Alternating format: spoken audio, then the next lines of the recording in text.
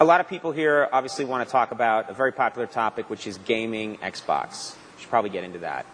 Well, gaming is hot, and this is a scenario that just keeps getting better and better. And like all the scenarios, it needs to be integrated. The idea that you can see what your buddies are up to in your instant messenger, see if they're available, play games on the PC, and play games on a dedicated video game. On the Windows platform, games are a big part of the software that's out there. Sims 2 is an example of a title that sold 1 million copies at retail in its first 10 days, so that's a record launch by Electronic Arts. We've got a lot of online games that are doing very well. World of Warcraft has now 200,000 gamers that have set up their accounts there. We've got things like EverQuest, where the user base just keeps growing. A lot of very dedicated users. So both standalone games and online games are good, and the PC is just getting better at delivering those game experiences. In fact, people are saying to us, let's make it easy to develop games for both Xbox and PC using common tools. And so we've made a commitment that we're going to make that simple for people to do. Okay, now what about Xbox? Let's just talk about Xbox for a second. Okay. Well, that had a great year. In fact, over the last couple of months, here in the U.S., we actually outsold Sony with their PlayStation. They've been number one. They've been the leader, but we're very strong, very credible. He likes that. You bet. You enjoy that, don't you? It's great competition. Yeah. It's fun to win. Yeah. Our real breakthrough title this year was Halo 2. I mentioned it, 6.3 million users, and that's a number where, just the first day that it was sold, it was $125 million. That's faster breaking than, say, the first weekend of even the most popular movie. So significant levels there. What's really phenomenal is how much these people are coming online. You can play Halo 2 yourself. Very challenging, rich storyline, tough to get to the different levels. People are very proud as they get more expertise, but they can connect up to their friends. That's Xbox Live, and we've had 69 million hours of Halo gameplay during these last few months. And so people are really going online with their friends. These are very, very big numbers, and these are the successes we'll build on as gaming moves to the next generation. Building the live capability in, connecting that live capability up so it's not just the video game, it's also connecting up to the PC. Those are the things that we think we can really take to the next level. And so, the consumer demand is broad. We want to come out with a generation of games that appeal to all ages, and so have more genres, make it easy to sit down and play easily. This next generation of games will be the high-definition games, taking these great screens and having graphics power behind them, both PC and Xbox, that really you will never want to go back. It's like if you watch sports shows in high definition, you watch great movies in high definition, then it's somewhat unsatisfying to sit there and watch those on the I have to say, I'm probably the only person here who's not excited about high definition, as I don't know how I'm going to look when you can actually... there's his acne scar from '81. Cool. But the rest of you enjoy. Yeah. So the future of gaming, you see incredible possibilities, obviously. You think there's big change coming.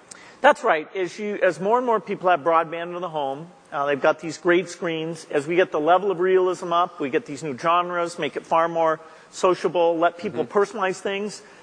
Take photos, bring them in, take the music that they care about and bring them in, connect up to the media world in a very rich way. And so this is new stuff. We've got a lot of partners who build the games that make it really come to life. One of the games I thought would give you a sense of these trends, and one that's just a very, very cool game, is called Forza Motorsport. And this takes advantage of Xbox and the online. And so I'd like to ask Garrett Young, the program manager from our Xbox studio doing this work, to come out and show us what is Forza Motorsport and why is this going to draw more people in. Thanks, Bill. So as Bill mentioned, I'm here to show you a game called Forza Motorsport. Now, this is a brand new racing simulation that we're building for the Xbox. Now, we'll get it up on screen here in a second. Wait for it. There we go. So Forza Motorsport is a game built on the premise that people are unique. We have unique ringtones on our cell phones, unique skins on our MP3 players, unique background images on our Windows desktops. Well, we think the same should be true in a racing game. Your car is a reflection of you.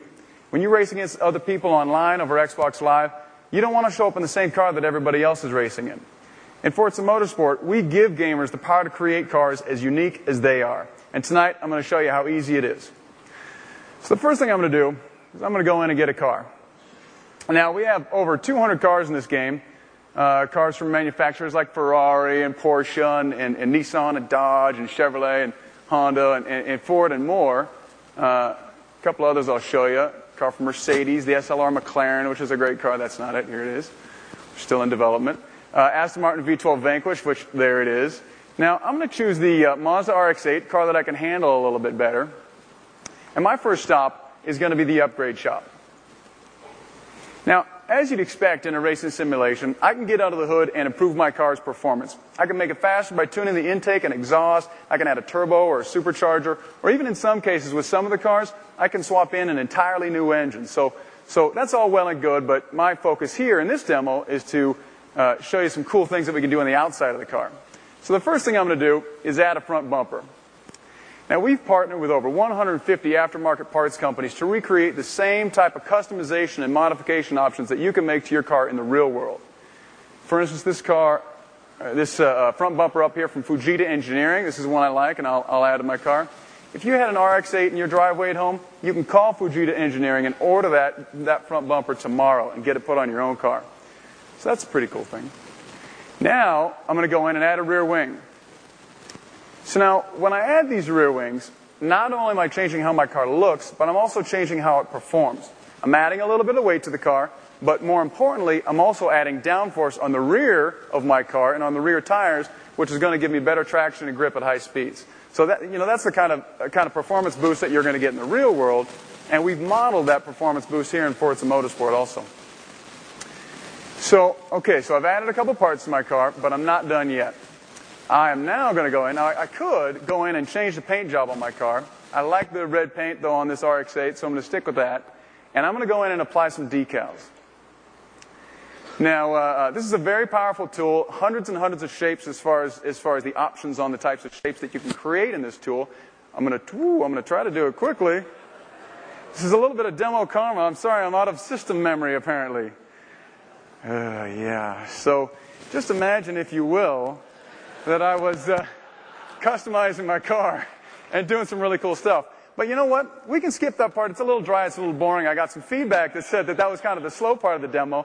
What I was going to translate to and actually move over to was to pimp out a cool car for Bill and Conan and have them race against each other. So unfortunately, I don't have a chance to actually show you around and spin you around the cars, but you'll actually see the cars while they're racing. We built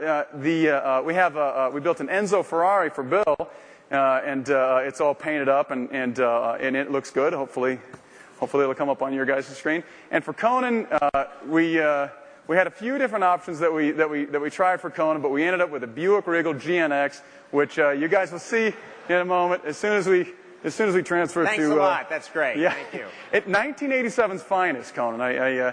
We felt that American Nothing muscle gets the ladies like a Buick. Thank you. Only 547 of those were ever made. So for a reason. Take it easy on Bill. Is all I'm asking. Take it easy on Bill. So just hit resume there on your hit the A button there, and Conan, I think you've got a wheel hidden somewhere there. The wheel right here. There you go. I don't know what the hell I'm doing. I don't get out a lot. So we gave Bill the car, and we gave Conan the wheel. So just the A button there, Conan. Where am I? Am I here anywhere? Hit your A. What's that? The green button, the A button. Oh, the A, yeah, sorry, I got confused. Oh, that's a great car. Look at that. We get the most technical comedians to come on with us.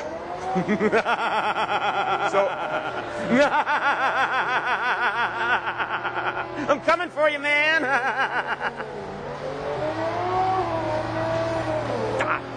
Oh.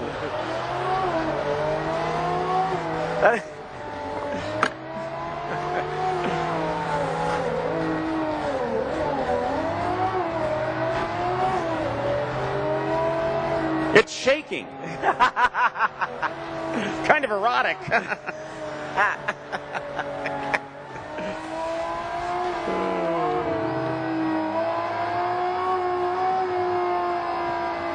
I think it's the car, it's not me. It's a piece of crap.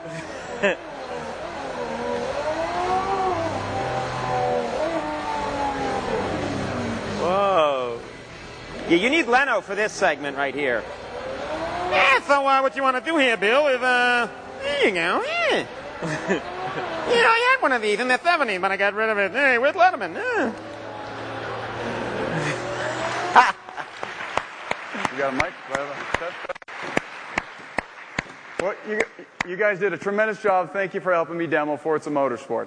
So I just want to request and hope that each of you can come down to the booth. We've got a really cool 3-screen setup there. You guys can get a chance to get behind the wheel of this game and really get a feel for what Conan and Bill were feeling right there. So that is Forza Motorsport. We will be out in April and only on the Xbox. Thanks for your time.